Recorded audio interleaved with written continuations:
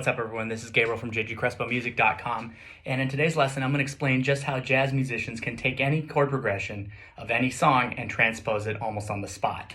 Okay, so let's get into it. So we're going to use a simple formula I have for rootless voicings called the 2-5-1, okay? And the 2-5-1 is a standard chord progression in jazz, pop, some rock songs use it, and we'll see it in classical music occasionally as well.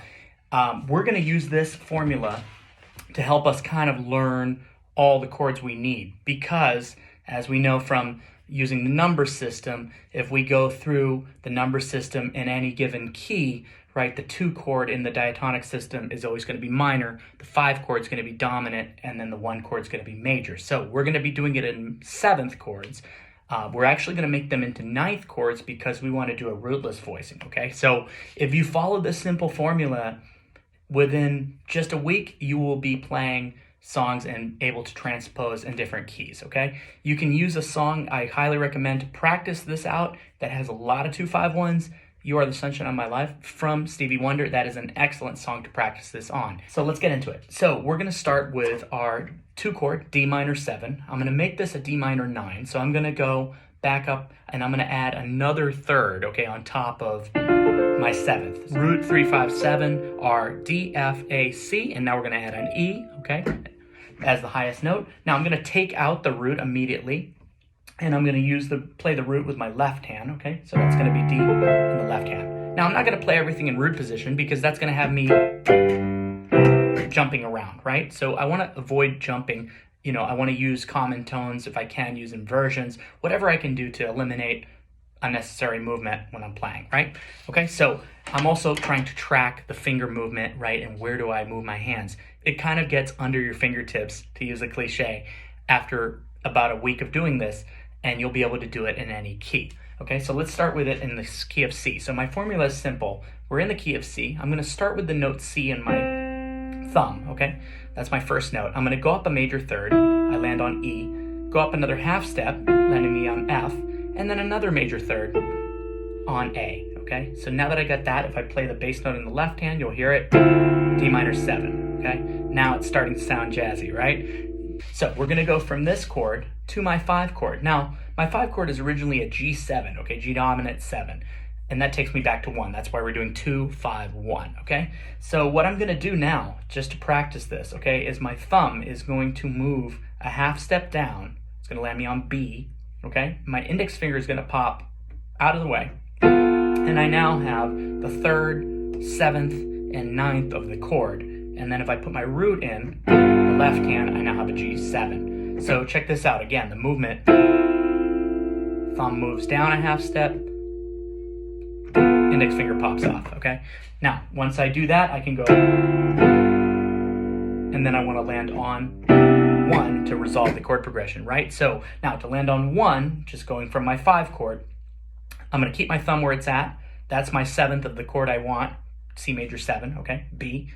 I'm going to move my index finger now onto the note D, okay? And then I'm going to have my 3rd up here of F and A moving half step and then whole step. So it's going to move and now land on E and G, okay?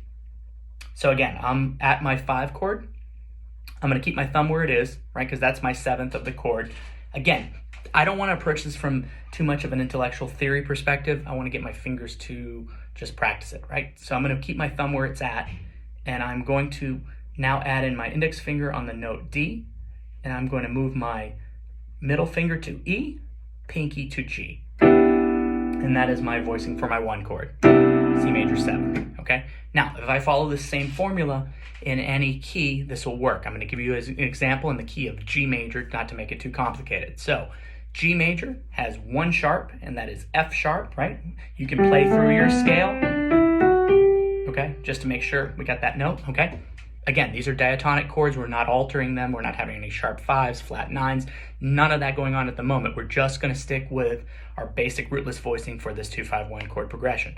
Okay, so like so. I'm going to practice in the key of G. Now, what am I doing? Well, I'm going to start with my 2 chord, but I start by playing with my thumb the root of the key I'm in, so that is now G, okay? So I'm going to put my thumb on G, go up a major 3rd, landing me on B, up a half step to C, and up another major third, and I've got E. Now when I play A in the bass, that's my 2 chord, A minor 7, okay?